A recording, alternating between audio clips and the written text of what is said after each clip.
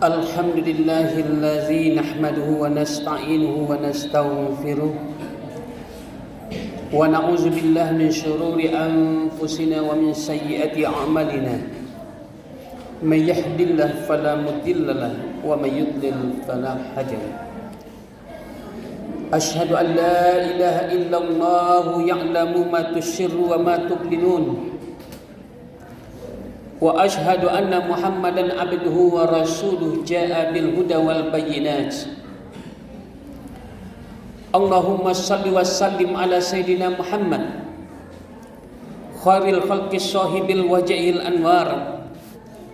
Wardallahumma an kulli sahabati ajma'in wa anit tabi'in wa man tabi'ahum bi ihsanin ila yaumiddin. Amma ba'du fa ya ibadallah, ya ayyuhallazina amanu taqullaha haqqa tuqatih wa la tamutunna illa wa antum muslimun. Faqala Allah ta'ala fil Qur'anil Karim, a'udzu billahi minasy syaithanir rajim. Bismillahirrahmanirrahim. Alif lam mim. Zalikal kitabu la raiba fihi hudan lil muttaqin. Shadaqallahul azim. Kaum muslimin sidang jamaah Jumat rahimakumullah. Puji syukur alhamdulillah, berkat hidayah dan inayah Allah Subhanahu wa taala, kita bisa bersegera menuju tempat yang mulia ini dalam rangka menghambakan diri kita sebagai orang yang bertakwa, yaitu melaksanakan salat Jumat secara berjamaah. Kemudian selawat teriring salam, Allahumma salli ala sayyidina Muhammad wa ala ali sayyidina Muhammad. Semoga senantiasa tercurah kepada Nabi kita Muhammad sallallahu alaihi wasallam.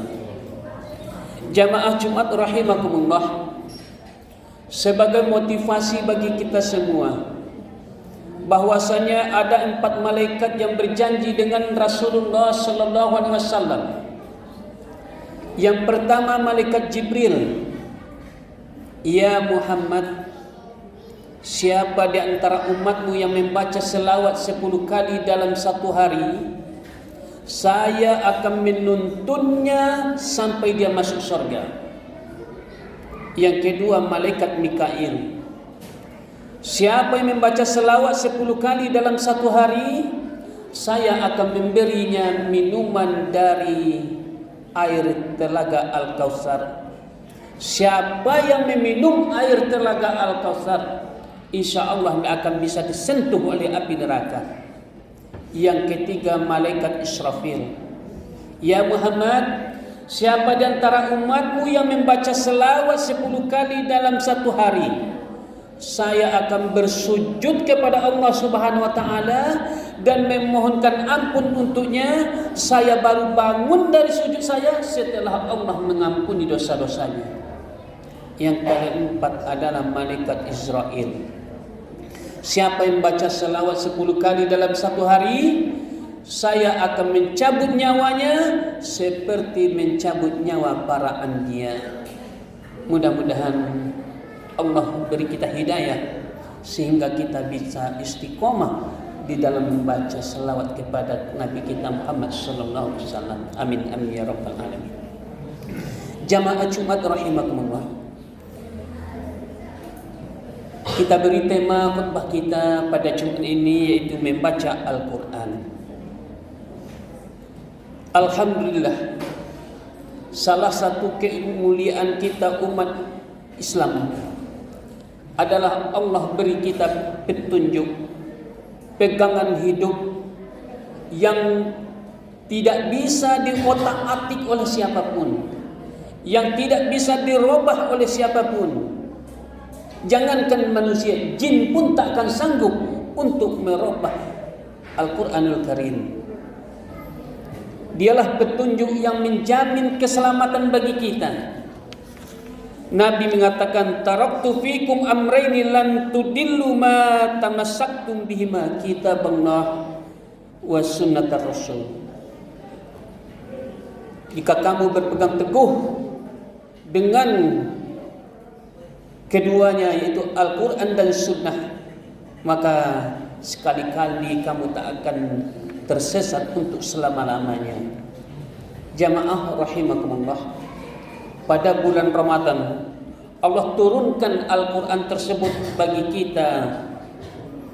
Syahrul Ramadan allazi unzila fihi al-Quran hudan linnas wa bayyinatin minal huda wal furqan.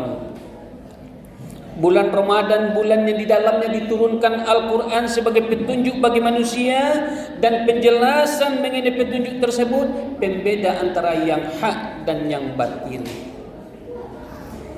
Jadi jamaah yang dimuliakan Allah Subhanahu wa taala, tentunya sebagai orang yang beriman, kita diwajibkan meyakini seluruh daripada isi Al-Quran tersebut. Tidak ada satu ayat pun ada keraguan kita di dalamnya. Kalau seandainya ada, murtadlah kita menjadi orang yang beriman. Biarpun jamaah yang berbahagia, Nabi katakan Al-Quran adalah yang menjamin keselamatan kita. Tetapi kenyataannya banyak di antara umat Islam, bukan hanya sekarang saja, di zaman Nabi pun banyak di antara umat Islam yang telah mengabaikan Al-Quran tersebut, sehingga Nabi mengadu kepada Allah Subhanahu wa taala. Nabi keluhkan kegelisahannya karena begitu banyak di antara umatnya yang telah mengabaikan akan Al-Quranul Karim. Diabadikan oleh Allah dalam surat Al-Furqan ayat 30. A'udzu billahi minasyaitonir rajim. Wa qala ar-rasul ya rabbi inna qaumi takhazal hadzal Qur'an mahjura. Dan Nabi Muhammad berkata, ya Tuhanku, sesungguhnya kaumku telah menjadikan Al-Quran ini diabaikan. Jamaah Jumat rahimakumullah, itulah keluhan baginda Nabi kita Muhammad sallallahu alaihi wasallam, prihatin melihat kita umatnya Al-Quran sebagai pegangan hidup mereka abaikan di dalam kehidupan. Dan kalau kita lihat pula saat ini, di tengah kehidupan kita saat di zaman modern ini, kapan orang megang Al-Quran? Kapan orang butuh Al-Quran? Yang pertama, tak kala ada akad nikah, diawali dengan baca Al-Quranul Karim. Yang kedua adalah tak kala ada kematian, berbondong-bondong dan beramai-ramai pergi yasinan. Yang ketiga adalah tak kala ada sumpah jabatan. Jadi jamaah yang berbahagia, kita umat Islam tak ubahnya orang yang mempunyai kompas atau peta di dalam perjalanan, tapi tak pernah dibuka peta tersebut, maka dia tentu dengan sendirinya akan menyasar ke sana ke sini. Begitulah keadaannya umat Islam yang jauh daripada Al-Quran. Banyak kita lihat kenyataan bahwasanya banyak perbuatan kita yang sudah menyimpang daripada aturan yang ada di dalam Al-Quranul Karim. Untuk kita ingat jamaah yang dimuliakan Allah Subhanahu wa taala, Al-Quran adalah merupakan salah satu misi dari kaum misionaris atau kaum orientalis, yang mana mereka berusaha untuk mempelajari Al-Quranul Karim dengan tujuan nantinya adalah ingin menghancurkan Al-Quran itu, ingin menghancurkan umat Islam itu dengan Al-Quran yang mereka pelajari tersebut. Bahkan lagi, kalau seandainya mereka tidak mampu merubah daripada Al-Quran tersebut, mereka mencoba merubah pemahaman kita umat Islam akan tentang Al-Quran itu, sehingga mereka mencoba mengarang berbagai macam karya-karya ilmiah yang mereka anggap itu seolah-olah adalah suatu kenyataan, tapi pada hakikatnya itu adalah merupakan sampah beracun bagi kita umat Islam. Bahkan lebih dahsyat lagi, mereka mencoba mengundang, membuka beasiswa kepada mahasiswa-mahasiswa umat Islam agar belajar di negeri mereka. Nanti dengan harapan setelah pulang dari pendidikan, mereka mengembangkan pemikiran-pemikiran mereka di daerah mereka masing-masing. Sehingga kita pernah dengar, lahirlah tokoh-tokoh agama yang katanya moderat, sehingga berani mereka mengatakan tentang Al-Quranul Karim. Mereka berani mengatakan bahwasanya Al-Quranul Karim itu adalah produk budaya yang bisa dirubah dan diotak-atik karena tidak sesuai lagi dengan zamannya. Mereka juga berani mengatakan bahwasanya hukum waris itu tidak cocok lagi dengan kondisi saat ini. Mereka juga mengatakan bahwasanya antara agama yang satu, semua agama itu adalah sama karena sama-sama mengajarkan kebaikan. Na'udzubillah, summa na'udzubillah. Untuk itu jamaah yang dimuliakan Allah Subhanahu wa taala, mari kita mencoba menumbuhkan rasa cinta kita terhadap Al-Qur'anul Karim, terutama bagi anak-anak kita.